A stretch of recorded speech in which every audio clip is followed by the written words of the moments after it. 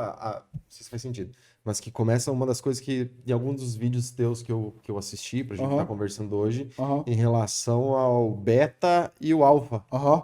Começa mais ou menos por É, aí. o beta e o alfa são duas construções, dá pra gente chamar de construção social, de comportamento humano, que existe desde quando o mundo é mundo. E aí a gente poderia descer para uns 2,5 milhões de anos atrás, desde Australopithecus, que é o primeiro hominídeo depois do macaco, que já tem uma cara mais humana e etc e tal.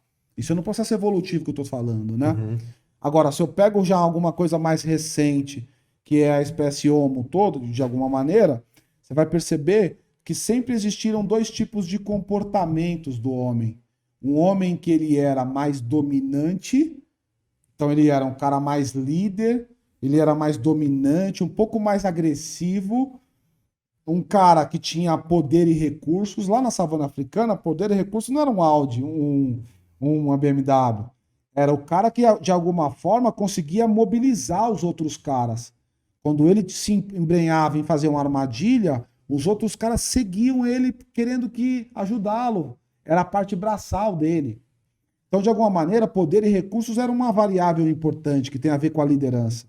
Esse cara também, ele tinha o segundo item, que era, o cara era esperto, era ligeiro, ele era esbelto, não necessariamente magro que eu tô falando, Uhum. tá? Puta, você tem que correr, ele corre rápido, você tem que pular, ele pula rápido, você tem que encarar, ele encara rápido, ou seja, é o cara viril, o cara poderoso. Por isso que mulheres se encantam com caras musculosos, cara. Não é musculoso no sentido de o Arnold Schwarzenegger, mas o cara que tem um mínimo físico, isso demonstra virilidade. Pode perceber, o cara tatuadão, com cara de macho, aquela coisa meio barbuda e tal, da Só Harley. falta esse Ford É, pela moto agora. esse estereótipo, as mulheres perguntam o tempo inteiro pra mim, velho. Ah, o que você acha de. Por que as mulheres gostam de homens tatuados? É um símbolo de virilidade, cara. É porque dói pra porra, É, né? opa. Não, porque dá uma cara de mal, dá um negócio meio. Ah. Cara, olha os vikings. Olha os caras lá de. Os bárbaros. Olha o 300. Aquela geração, aquela coisa mais lá de trás, que os caras eram aguerridos que iam pra cima, lança, morte, o caramba. Era isso que chamava a atenção do. Quando o Charles Darwin começou a fazer os processos deles de entendimento do que era a evolução humana, era engraçado porque não se tinha a percepção do que a gente chama de behaviorismo quando você vê um estudo arqueológico. Você está vendo um monte de osso. Como é que eu sei o comportamento daquelas pessoas? Então, como é que se descobre o comportamento? Começa-se, então, a olhar aquela estrutura óssea Quantos ossos e quebrados tem? perceber se estava quebrado, se tinha Uhum. sinal de alguma coisa que Hematoma. lembrasse a hematoma, uma morte com uma pedra, com uma lança, com alguma coisa. E aí se sabia se era homem, se era mulher. Percebeu-se então que tinha mais homens morrendo de maneira mais brutal. Aí começa todo o estudo da evolução. Começou, cara, recentemente, Darwin, 1850 e pouquinho, cara. Não é muito É, longe, logo ali, não. né? Logo ali. Agora, irmão. Agora. E os estudos em cima da evolução são pequenos pra caramba ainda. Tem um ou outro cara que é especialista pra caramba, mas não é um estudo difundido. É A gente porque não é, aprende é isso na porque é muito escola. complexo, né? Se Complexo. você pegar de um esqueleto ali do corpo e você fazer toda essa Opa! analogia. É só você ver. Uma das coisas que mais intrigou Darwin, porque Darwin criou uma teoria que ele dizia que existia uma evolução natural. No primeiro momento, a teoria dele era da evolução natural.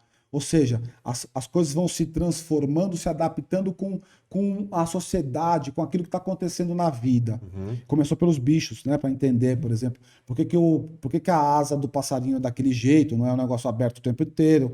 E ele ia fazendo esse tipo de estudo para entender por que que as coisas eram como eram. Só que teve um momento que, na evolução natural, ele mesmo ficou em paranoia com ele mesmo. Ele dizia assim: ó, tudo, toda a minha teoria funciona. E eu acho ela assim muito boa. Só que tem uma coisa que me intriga ainda. O que intrigava Darwin? O pavão.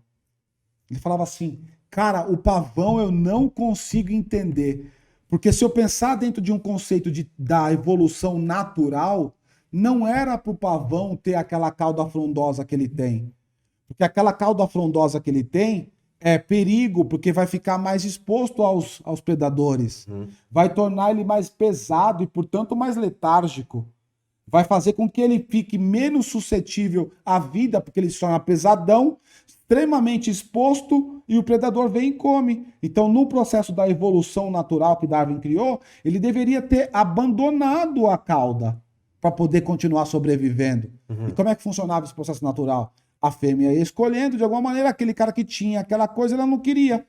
Só que aí, isso é o primeiro momento, a evolução natural. Só que chegou um momento que ele começou a desenvolver outras teorias que ele mesmo conseguiu explicar a teoria principal do pavão, que era a intriga dele, que ele chamou de evolução, de seleção sexual. Ah, seleção sexual. Seleção sexual. Então a fêmea, em geral, escolhe o macho dela, homens e homens também, tá? A fêmea escolhe o macho, em geral, de duas maneiras. Pela preferência, Darwin aqui, e pela violência. Olha que interessante. Quando eu pego o pavão só tem aquela cauda frondosa daquele jeito, etc. Porque o pavão só era escolhido pela fêmea aquele que ela preferia. E o que ela preferia tinha cauda grande, suntuosa e bonita. Aquele pavão que nasceu defeituoso, que não tinha as penas lindas, que não tinha um rabão, aquela cauda bonita, ele não copulava. Se ele não copulava, não passava a semente para frente. Então só ficou o pavão bonitão. O pavão que a gente vê hoje é o pavão que é da linhagem dos bonitões. Por isso que é aquela coisa tão linda que a gente vê. A própria seleção sexual da fêmea levou ele para esse lugar. Agora, e a violência? Aí você tem um outro bicho que eu falo direto também, que para mim é um bicho emblemático, que é o leão. O leão, ele consegue a cópula da fêmea pela violência pura. Na marra, matando o concorrente. O gorila, aquele da costa prateada, igual. O bichão tem 280 quilos, irmão. O menor pênis de toda a espécie, 3 centímetros. Aquele cara gigantão, bichão de quase 2 metros, 280 quilos, gigante, aquele gorilão. Sabe o que eu tô falando, né? Aquele da costa prateada. Sim. 3 centímetros de piroca. Então, de alguma maneira, esses eles vão pela violência. Eu tenho que destronar o alfa do lugar. E esse alfa, quando perde, aí eu mudo a dinâmica. Ele perdeu, eu passo a ser o alfa que estou no lugar. Portanto, o novo homem que está no lugar, o alfa da posição, é o que ganhou. Você acabou de assistir mais um corte do Pode Dizer Podcast. Se você ainda não é inscrito, aproveite e se inscreve no canal, ativa o sininho, que assim você vai ser uma das primeiras pessoas a receber o nosso conteúdo. Deixei mais 2 vídeos aqui. Um é nosso episódio completo e outro é mais um corte desse convidado. Então aproveita e clica para assistir agora, beleza? Um abraço!